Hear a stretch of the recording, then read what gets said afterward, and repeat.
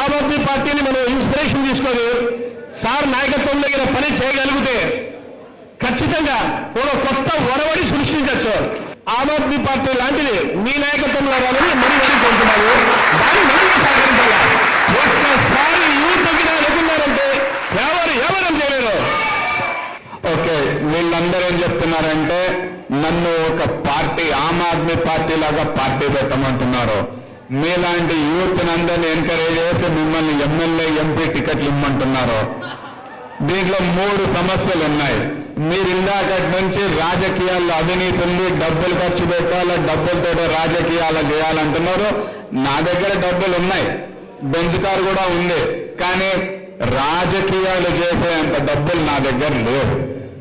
Okay, కాబట్టి ఇంతమంది 100ల మంది ఎమ్మెల్యే క్యాండిడేట్లను పెట్టి వాళ్ళకందరికీ కోట్ల రూపాయలు ఇచ్చే డబ్బులు నా దగ్గర ఉంటే నేను ఇచ్చిండేవాడిని. నా దగ్గర డబ్బులు లేవు. నెంబర్ 2 ఏమంటున్నారంటే మనం అన్ని కాదు చిన్న చిన్నగా స్టార్ట్ చేసుకుంటూ పోదాం అంటున్నారు. ఓకే, యూత్ ఎంకరేజ్ చేయమంటున్నారు.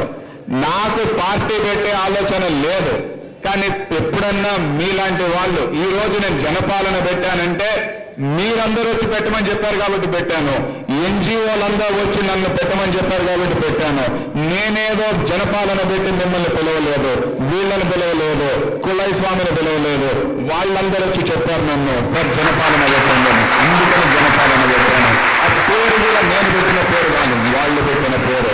యువపథం అనే పేరు కూడా నేను పెట్టింది కాదు, మీరు పెట్టిన పేరు. కాబట్టి ఈ రోజు మీరు ఈ విధంగా డిమాండ్ చేస్తుంటే దీంట్లో 2 సమస్యలు ఉన్నాయి.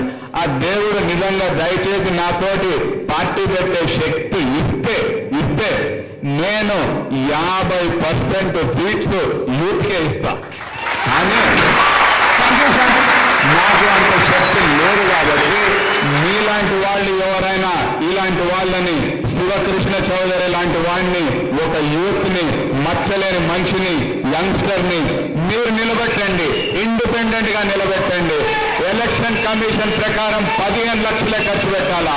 మీరందరూ ఫ్రీగా వచ్చి వాలంటీర్ గా పనిచేసి మీరు ఆ శివకృష్ణని ఇండిపెండెంట్ గా గెలిపించుకుంటారంటే ఆ 15 లక్షల రూపాయలు నేను ఇస్తా.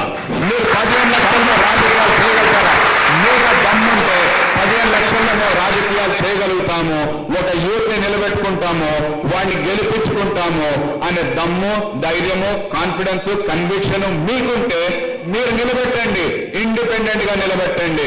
ఆ 15 లక్షలు నేను ఇస్తా. వైట్ మనీ ఇస్తా.